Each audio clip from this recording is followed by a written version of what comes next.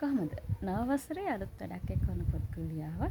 පොත්ගුලි channel එක subscribe කරලා තියාගන්න. ඒ වගේම තමයි Facebook, Instagram, TikTok වල තියෙන පොත්ගුලි page එක follow කරලා තියාගන්න. අද වැඩේ මෙන්න මෙහෙමයි යන්නේ.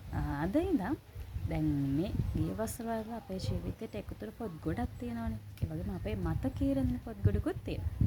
මේ අතරින් පොත් තෝරගෙන අපි හිතපු නැති පැත්තක් ගැන පොඩ්ඩක් මතු කරන්න මම හිතුවා. දැන් මෙහෙමයි. හැමතිස්සෙම අපි කියවගෙන යනකොට අපිට අලුත් දෙයක් හිතනවානේ. අලුත් පැත්තක් අපිට දකින්න හම්බ වෙනවා. ඒ වගේම තමයි මතකයන් ඔස්සේ යනකොට අපිට මේ පොත්වල තියෙන තව නැවුම් රසමුසු තැන් හොයාගන්න අල්ලගන්න අවස්ථාව තියෙනවා. ඉතින් මේකට පොත්ගුලි මුලින්ම තෝරගත්තේ 2023-2024 කියන වසරවල් වල හැමෝගෙම ආදරය අවධානය දිනාගත්ත Forget Me Not. ඉතින් Forget Me Not ගැන කතා කරනකොට ගොඩාක් යෝන් වියේ ඉන්න දරුවන්ගේ ආදරය දිනාගත පොතක් බවට මේ පොත පත් වුණා. ඒ වගේම 2023-2024 විතරක්ම නෙමෙයි. ගිය වසරෙත් බොහෝ දෙනෙක් කතා බහ කරන්න උත්සාහ කරා. කතා බහට ලක් කරන උත්සාහ කරපු පොතක් තමයි Forget Me Not කියන්නේ. Not කියන මලේ තේරුම ගැන ඒ මල ගැන පුංචි සටහනක් පොතේ මුලින්ම තියෙනවානේ. එතකොට Forget Me Not කියන මල සංකේතවත් කරන්නේ සැබෑ ආදරෙත් සදාතනික මතකයේත් සංකේතයක් විදිහට. එතකොට අපි පොත් කියවනා වගේම විවිධ නිර්මාණ රස විඳිනවනේ. සිනමා නිර්මාණ, ඊළඟට ටෙලිනාට්‍ය නිර්මාණ වගේම බොහෝ නිර්මාණ අපි රස විඳිනවා.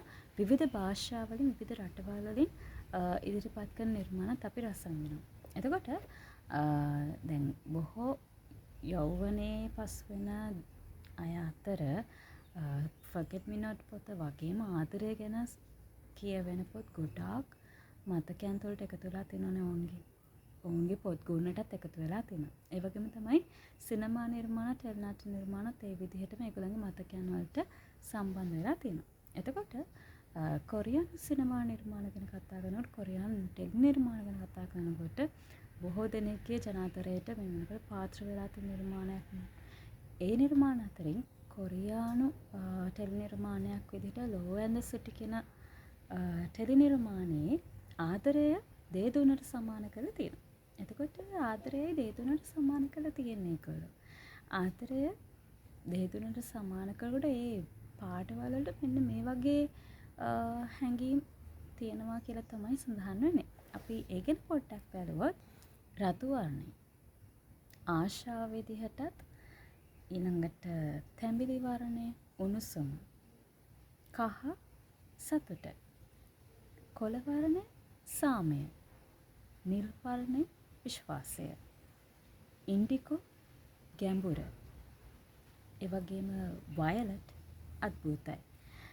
අපි ආදරය තුළ අපේ ජීවිතය අරගෙන යනකොට විවිධ කඩේම් පස කරනකොට, විවිධ අභියෝග පස කරනකොට මේ කියන්නා වූ හැඟී සමහරක් වෙලාට මිශ්‍ර වෙලා, සමහරක් වෙලාට එකින් එක වෙනස් වෙවි මේ හැඟීම් වක්‍රාකාරව නිරන්තරයෙන් අපේ ජීවිතය තුළ ගලාගෙන යනවා. විශේෂයෙන්ම ආදරය ආරම්භ වුණාට පස්සේ. එතකොට Forget Me Not පොත විශේෂ වෙන්නේ ඇයි? Forget Me Not පොත විශේෂ වෙන්නේ එක් හේතුවක් තමයි මේ තුළ සැබෑ ආදරය විතරක්ම නෙමෙයි.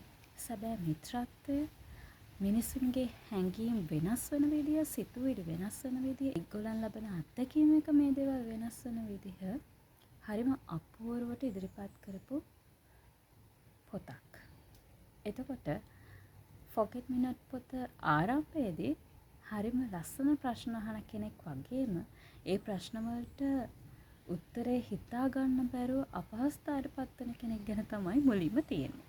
එතකොට ඒ ප්‍රශ්න අහන කෙනා අහන දෙවෙනි ප්‍රශ්නය හරිම අමුතුයි. ඔයාගේ පළවෙනි පෙම්වතා මොන සුවඳද? කතාව පටන් ගත්ත ගමන් ප්‍රශ්න දෙකක් අහනවා. ප්‍රශ්න දෙකෙන් දෙවෙනි දවසේ දෙවෙනියට අහන ප්‍රශ්නය අපිටත් හිතා ගන්න බෑ. අපි කවදාවත් හිතලා තියෙනවද අපි ආදරය කරන කෙනෙක්ගේ සුවඳ මොනවා වගේද කියලා? එතකොට මේ කෙනා ගොඩාක් කල්පනා කරනවා මේ ප්‍රශ්නෙට උත්තරයක් දෙන්න. හැබැයි ඒකට උත්තරයක් දෙන්න හම්බෙන්නේ නැහැ. ඊට පස්සේ අර ප්‍රශ්න අහන කෙනා මෙන්න මෙහෙම දෙයක් කියනවා. ඔයා එයාගේ සුවඳ අමතක කළාද? ඊට පස්සේ තවත් ප්‍රශ්නයක් අහනවා. එහෙනම් ඔයා දන්නවද පස්වෙනි ඍතුවේ නම? අපි කවදාවත් හිතලා තියෙනවද ඍතු පහක් තියෙනවා කියලා? දැන් හැමෝම කතා බහ වෙන ඍතු 4යිනේ.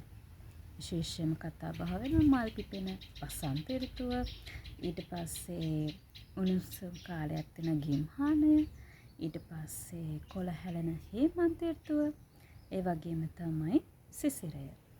මේ විදිහට ඍතු 4 ගැන අපි පාසලේදීත් විවිධ නිර්මාණවලත් ඉගෙන ගන්නවා. හැබැයි පස්වෙනි ඍතුවක් ගැන කවදාවත් හිතලා නැහැ. හැබැයි මේ ප්‍රශ්න අහන කෙනාම ඒකට උත්තරයක් දෙනවා. පස්වෙනි ඍතුවට නමක් නෑ අනේ කියලා තමයි ඔන්න මුලින්ම කියන්නේ. ඊට පස්සේ කියනවා පස්වෙනි ඍතුවට නමක් නෑ අනේ. ඒකේ තියෙන්නේ අපිට අමතක වුණ දේවල්. අමතක වුණ මතක හැම එකක්ම. ඔයාගේ පෙම්වතාගේ සුවඳත් එහෙ ඇති. මතකයන් කියන්නේ හරි අපූර්ව දෙයක්. අපිව ජීවත් කරවන දෙයක්. තවත් කෙනෙකුට ජීවිතයක් ලබා දෙන දෙයක්. ගිය වසරේ අපි බොහෝ අභියෝගවලට මුහුණ දුන්නා. හැබැයි අපි තවමත් විශ්වාසයෙන් ඒ අභියෝගවලට මුහුණ දෙන්නේ සිනාමුසු මුහුණින් මේ ජීවිතය තුළ අපේ ජීවිතය අරගෙන යන්නේ ඒ මතකයන් නිසා. මොකද අපිට මතකයි ඔබ අපත් එක්ක හිටිය කියලා. අපිට මතකයි අපිට අපි හිටිය කියලා. අපේ මතකයන් ඒ තරම්ම සුන්දරයි. ඉතින් අපි බලමු ඊළඟ දවසේ සුන්දර තැනක් ඔබට මේ විදිහට අරගෙන එන්න. එකතුලා ඉන්න. පොඩ්කලිය එක්ක.